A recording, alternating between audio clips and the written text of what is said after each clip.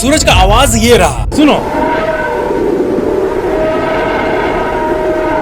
सूरज की आवाज ऐसी है जैसे कि कोई घास काट रहा हो मशीन से, है ना। अगर बाई चांस अंतरिक्ष में साउंड ट्रेवल कर पाता अगर, तो हमें धरती पे यही वाली साउंड हमेशा एकदम जोर से 24 घंटे सुनाई देती। बाहर निकलते ही कान बंद करके रखना पड़ता क्योंकि सूरज से उतना साउंड आ रहा होता। किसी पैरेलल यूनिवर्स में ये हो रहा होगा, मे बी साउंड 100 डेसिबल से भी ज्यादा का होता। क्या आगे सूरज को जस्ट छू कर निकलने वाला स्पेसक्राफ्ट नासा का जो सोलर पार्कर प्रोब है, जो कि आप कह सकते हो कि लिटरली उसने मौत को छू कर टक से निकला, उसी ने साउंड को कैप्चर किया था। और ये साउंड बहुत लो फ्रीक्वेंसी पे वो देता है और नासा के मशीन ने उसी साउंड को डिकोड किया और एम्पलीफाई किया है। थैंक गॉड कि स्पेस में वैक्यूम है, वरना नॉइज पागल कर देता हमें।